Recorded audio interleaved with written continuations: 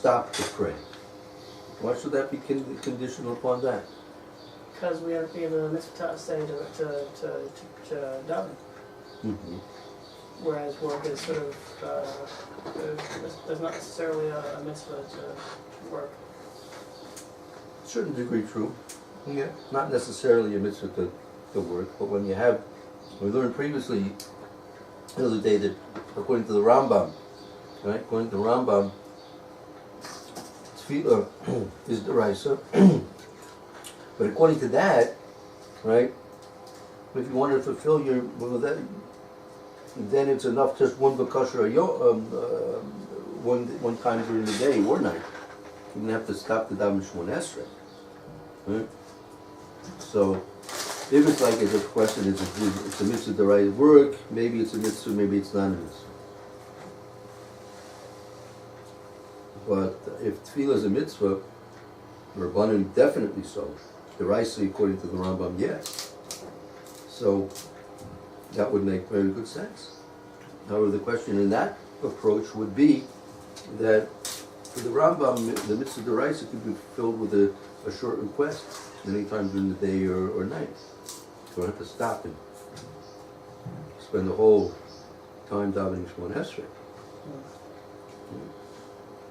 So, if I remember correctly, Rav Shlomo Furst, I'll explain it as follows: that we stop to do work, which is the pu'ula, the actuality of providing for our needs. I stopped to do work I need coffee, so I stopped to set up the coffee machine, right? I stopped to do work. Right? Prayer, right, is, when you look at it, what's our real way of getting anything in this world? Right? Not by doing things, right? The real way that we get to have things in this world is through prayer, because our prayers are requests for mercy from HaKadosh Baruch Hu. They should have mercy on us and provide us with what our needs are, right? So the whole fact that anything that we do will be successful, right, really depends upon our prayers. So the prayers are what the real cause of anything that's happening in this world. Right? The prayers are what are the catalyst for our success. So if we stop to do the actual pu'ulos, actions, we stop to do the actual behavior that hopefully we hope will be successful. We hope when I put in the coffee we wound up with coffee. We hope it would come out okay. So certainly, even more so, shouldn't I stop to pray that before I do that work, I should have prayed to Hashem that what I do should be successful?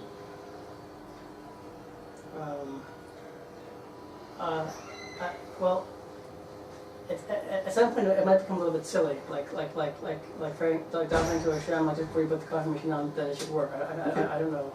Okay, I mean, maybe prayer is considered a large part of Hishtadlus as well. Look, the prayer is our ikar Hishtadlus. Prayer is our primary Hishtadlus. Other things are secondary. Yeah. Rav Shlomo says how many times would say in the Sikhot, without prayer we have nothing. Right? Without prayer we have nothing. That was a common phrase. Without prayer we have nothing. So it seems like there's people who do these degrees that have a lot going for them. And it's just a muzzle. Oh, so basically the question is, well, you take a look, and there's a lot going on in the world which apparently is happening without the necessity for prayer. A lot of people that are very far from praying, right? Okay, it could be deep down, they may, if they recognize that there's a creator, and deep down maybe they have some type of silent communication with the creator, and that's some form of prayer. Could be, but in general, we don't see people, as you say, like praying for everything, every little thing should happen, which in fact, really we should. But you see apparently that a lot of things are happening in this world without the necessity of prayer to precede that. Yeah. Right? So how do we understand? So I try to explain it as follows. You have the five basic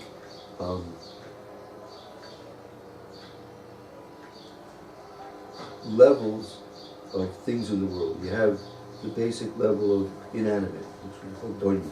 Then you have tsamea.